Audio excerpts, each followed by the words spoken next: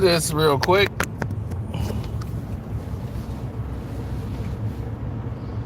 I want to be very clear about something. Um,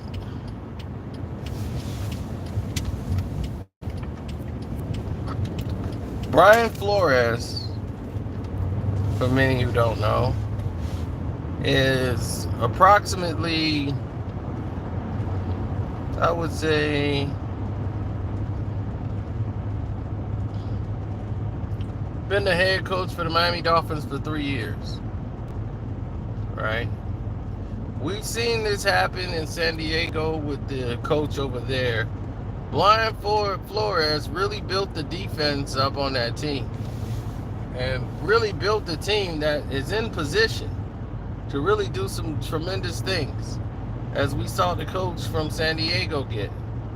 It seemed to be a very quick hook when it comes to people who are in there working their butts off, trying to build something out of nothing from scratch. And it seems like they build it up on their strength with their coaching staff and everybody there. Then they seem to remove the brother and say, well, it's been 3 years. We gave you a shot. You've done nothing. Now you're gone. Okay, now let's bring in the guy we want to bring in now that we got something built and a foundation to work with. And then we're going to credit him for all the hard work. We've seen that happen not only in NFL, we've seen that happen in basketball. We've seen that happen on every level known to man.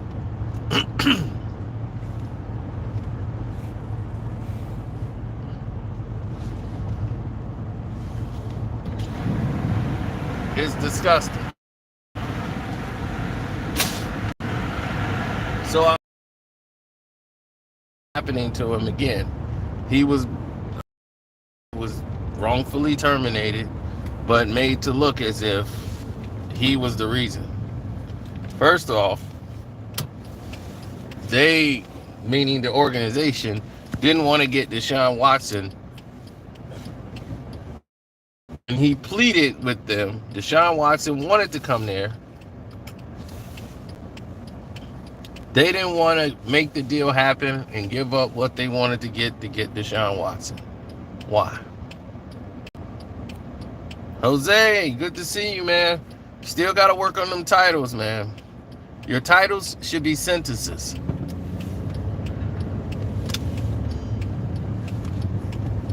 No more of these 2-word titles. They will not push your video at all seeing those 2-word titles. Gotta have full sentences. What's up, Bear? Now, Brian Flores happened to build this team up. The defense of the Miami Dolphins was real stingy, and they were coming. And they're coming into their own. Now, the only thing that the offense really needed was a passer. Somebody who could really get the ball to these guys. Tua, he's too weak of an arm. He's not the guy. Deshaun Watson was what they needed. And he wanted to get him. The team, the general manager, they did not close the deal to get Deshaun Watson. Now they're going to get another coach in there. Then they'll get Deshaun Watson. And then they'll try to make it look like this other coach turned the corner. You look at what happened with the Chargers. This guy had the #1 quarterback rookie of the year who was up for MVP, and Herbert. They lost all of their games by 1 or 2 points. They could have easily had been 13-4 or 3 or however it was that they had it listed. Easily been that.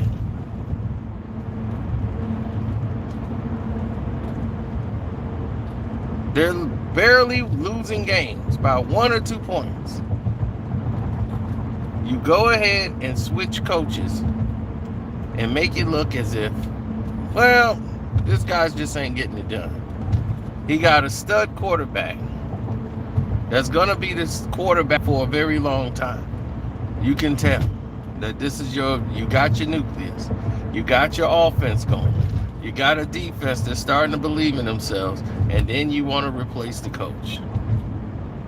And it just so happens the coach is black. And the guy they bring in happens to be white. So that definitely is going to go against the dynamic, right? That's going to go against the dynamic. Now you have a whole brand new problem on your horizon. And you might be asking yourself, what is this problem? What is this brand new problem on the horizon? Okay. Well, the brand new problem is this. The Rooney Rule. For years, people have said the Rooney Rule does not work. We've seen black offensive coordinators, defensive coordinators get interviewed for the job and get overlooked, do not get employed. There's only one head coach that's black in the National Football League right now. And a lot of people are scratching their heads as to wondering why is that the case when it's about maybe 87% African American players on the field. So it just doesn't make sense that out of 30 some teams that's in the league, 30 teams, that not one of them, we only have one black head coach. Just does not make any sense. So now, what you're saying is they're good enough to play the game, but they're not good enough to coach it. They're just not smart enough to coach the game. So here we are in that box now. We're at 32 teams now. Now, we've seen a lot of head coaches on these other teams have not won a game, did not have winning seasons for 4 and 5 years. They're able to keep a job for 6 years, 7 years, and don't even have playoff appearances, but they still the coach. Not fired.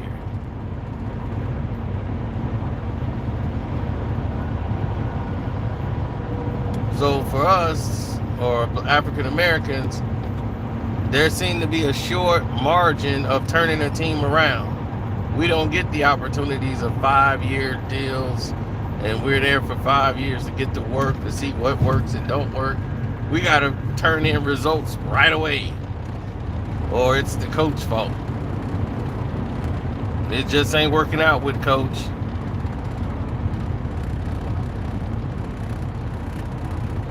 We gotta let coach go. Now, do I think Brian Flores is the best coach in football? No, I do not.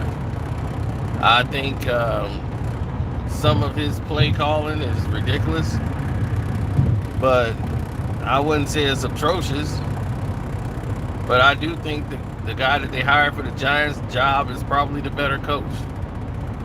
Brian Dabble, or Dabble, I think he is a better coach. I think he's more prime, more ready. But hey, that's just my opinion. But was there a violation made in the Rooney Rule and with this lawsuit? Absolutely.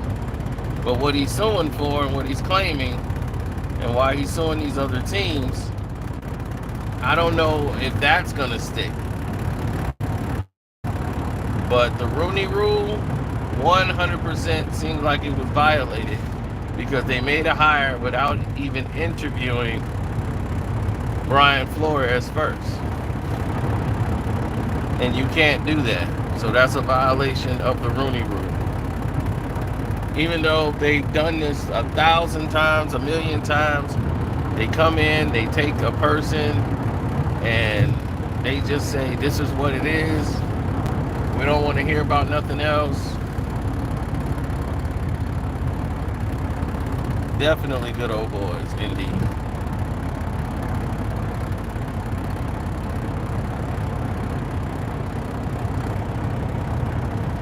So and nothing's gonna happen. I mean, they violated the Rooney Rule. I mean, I don't know what they expect. They're gonna pay a fine, probably. I mean, but he's bringing the attention to them about there's just too much racism in the NFL, which it is. But still, what do you expect to change? The Rooney Rule doesn't work. You know how many black assistant coaches and defensive coaches, special team coaches they interview for head coaching jobs, and they black? They already know they're not going to get the job. That the other team is not interested. They're just going in because they need that African American in there to interview for the job. They come in, they don't treat them like they're human. They treat them like, yeah, we really like you. You got a great personality, blah, blah. You're just going through the motions, but they know that they're not going to hire you, and they know it. Other blacks go in like, yeah, we know. We just go through the Rooney Rule and go through, okay, thank you, and okay, what ideas do you have that could turn the team around? And you go through your motions and tell them things, and they're not paying attention. They already got the guy that they're going to hire. Matter of fact, he's already hired. They just got to go do the Rooney Rule first. Then they'll give the job to the other guy. So, if they told Belichick that, hey, because I don't know what this has to do with Belichick in the first place, but Belichick knows the other guy has the job already. So if Belichick knows he's got the job already, that kind of like, it kind of like interferes with the work and the process altogether. So it kind of defeats the purpose.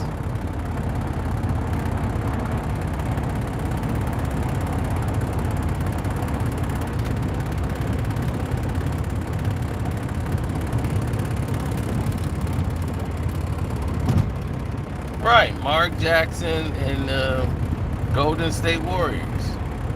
But in Mark's case, it was something he said that led to it. It wasn't like they were finna fire Mark Jackson because they wanted to go in another direction. They got rid of Mark Jackson because of his views by sticking to his Christian beliefs, and just a statement he made. They wanted to have him removed based on those facts alone.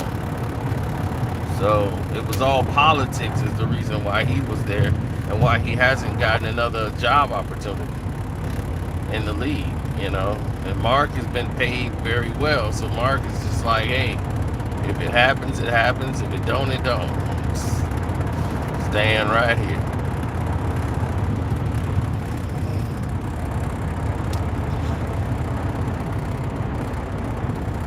Well, maybe Brian Flores kicking up some dust, will open up the bigger problem here because the Rooney Rule doesn't work. So it needs to be replaced, and the only way you're going to replace that is by having black ownership. That seems to be the only way to fix this problem because other people can't seem to let me say, hey, let me get the best guy for the job.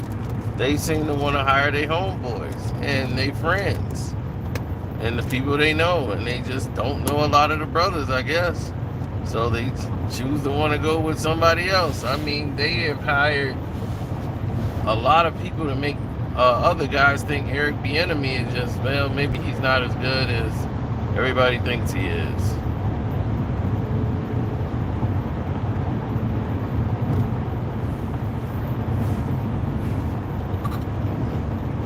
Anybody else go 4 straight times to the AFC Championship game, you best believe they're getting head coaching offers everywhere.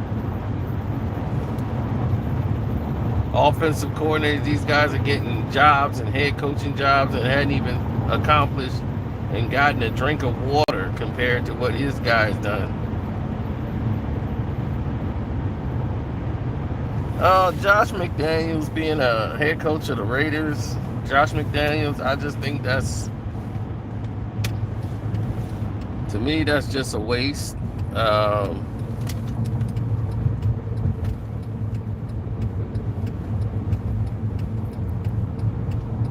Josh is more of an offensive coordinator than he is a head coach. He can't deal with the rigorous day-to-day personalities and everything else. He's really good at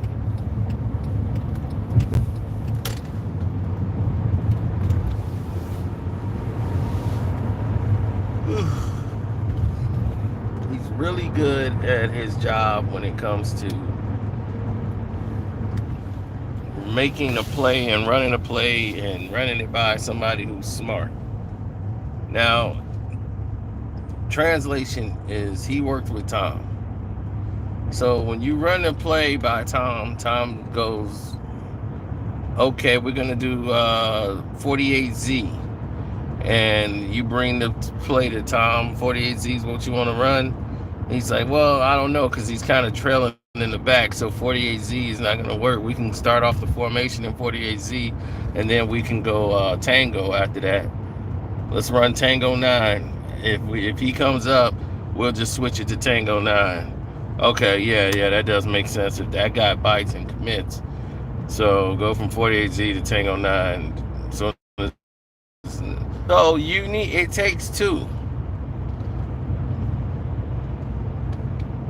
The offensive coordinator, their job is made easier when they have somebody in there who understands coverage, who understands defense, who understands what these plays actually mean. Instead of just, okay, that's the play, all right, we're going to go run it. You got to be able to recognize if they can smell the play or they recognize the play and be able to tell the offensive coordinator, oh, wait, hold on, they're in this zone, so they're going to do this and they're going to approach it this way, mainly because you've seen it, so experience gives you the key. But you study film and you study the other team and you study what they like to do. This is what the offensive coordinators do, and they hope and that the employees and the players rather who are on the field have this same exuberance when it comes to this. Now, everybody's talking about Tom Brady and how he never said a word to the Patriots. He might thank them all at a later time. I was shocked he didn't thank the Patriots fans in his address. But then again, when he left the Patriots, he kind of felt like he gave them all their flowers. He left New England, the fans, Mr. Kraft, and everybody else. So that's probably why he didn't do it. I don't think he did it to just spite the organization. I think he did it to thank Tampa because that's the team he was on when he retired. Even though with everything that went on and transpired when he go to the Hall, I'm quite sure he's going to have Mr. Kraft there. He's going to have Belichick there. And they're going to present Tom into the Hall of Fame. The New England Patriots was a laughingstock of the NFL.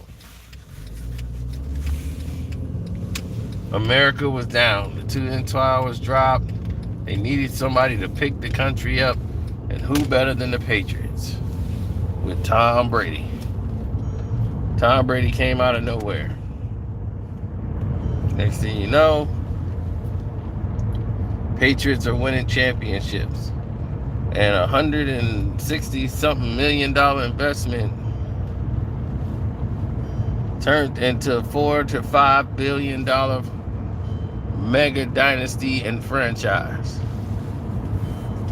Now the Patriots is a dynasty in football lore forever. And the team is now worth $4.5 billion. Not bad. Not bad at all.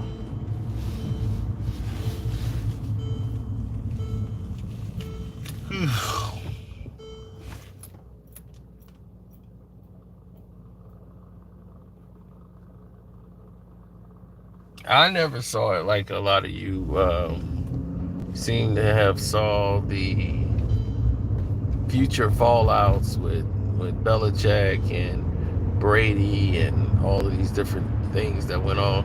I think it was more the disrespect. When Brady gives you 20 years, he should have the right to go out how he wants to go out. As a head coach, I know 12 is the reason that a lot of these championships are here. And we're not going nowhere without 12. So if 12 wants to be our quarterback, we're supposed to back this guy to the end. And ego aside, I got to make sure 12 is on that field. And he's playing for us.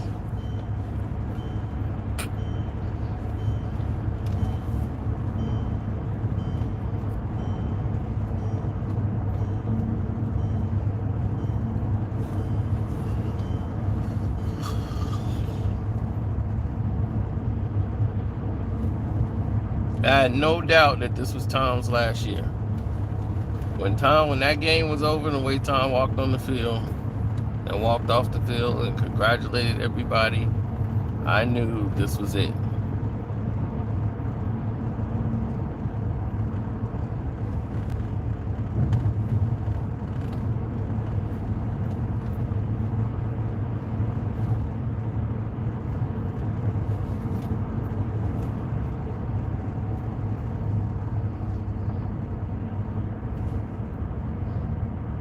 Completely it.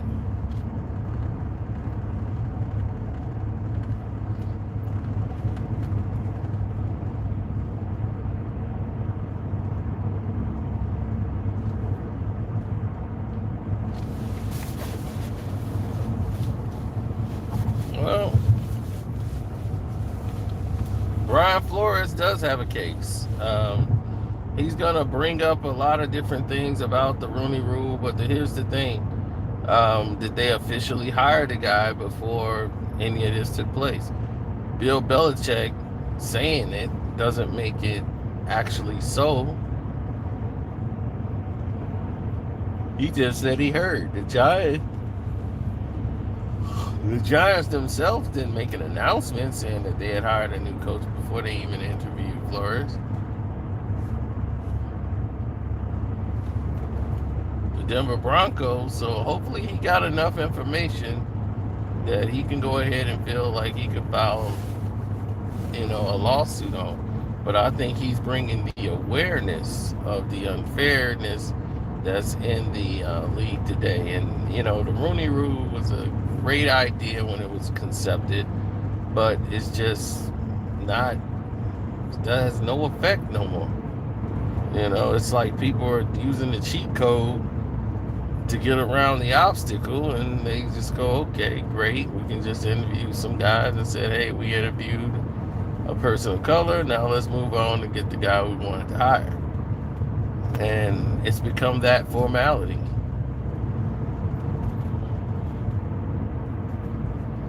And it's a shame, but we're not going to be able to change that until we start getting black ownership. So it's unfortunately that some people are looked at just by a color rather than they're actually good for the game or they're a great player or anything else. They're just written off as a color.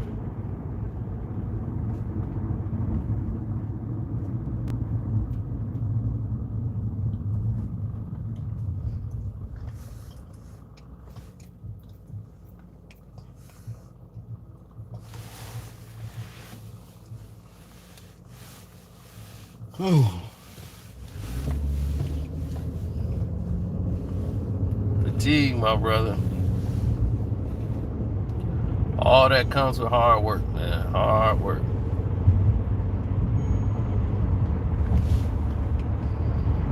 A lot of things got to change before people can get back to the forefront and make the changes and opportunities arise for the people that need to be. It's a lot of people out here that's like waving false flags around like they're actually doing something when they're not. So we'll see. Tom might address the Patriot fans sometime during the week, especially since it's getting a lot of attention. He might say a few things, but probably how he was feeling at the time. Quite sure Tampa Bay is going to give him a thank you for all he's done, just like the Bengals did.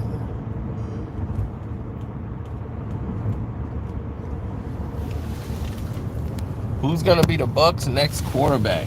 That's the bigger question.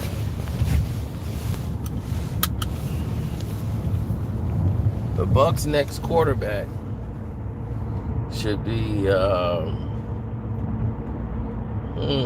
That's very interesting. I've never really looked at it. The guy that they got on the bench now, I don't think he's gonna get it done. I just don't. But they gotta get in the market now for a quarterback. So no, if they got Sharon Rodgers, I'm damn sure ain't rooting. So hell no. I would not be rooting for the Bucs. Any team that Sharon Rodgers go to, I would not be rooting for him. So no, he won't be coming to the Bears.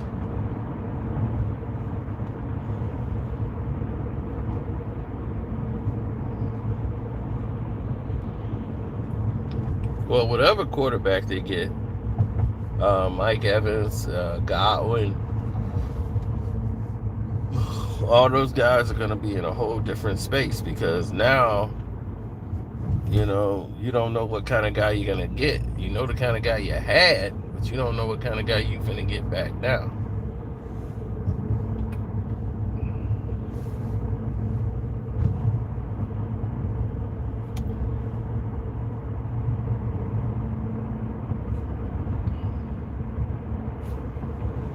Money Mitch Trubisky, nah.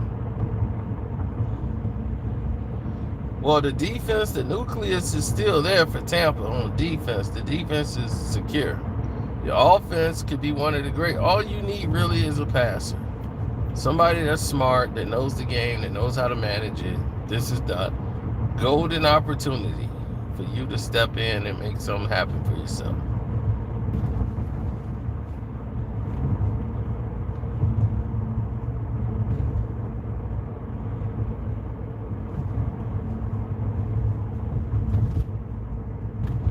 Well,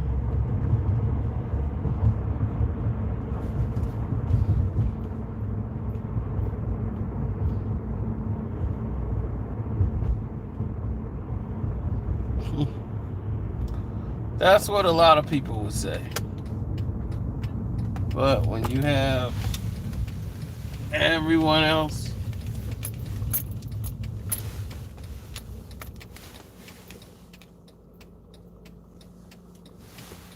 in attendance trying to tell someone what's what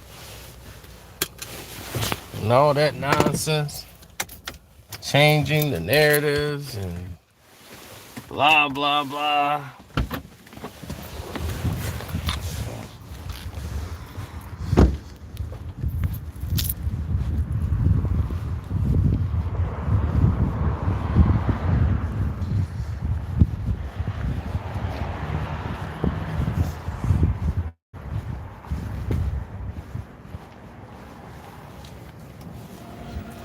Things get crazy.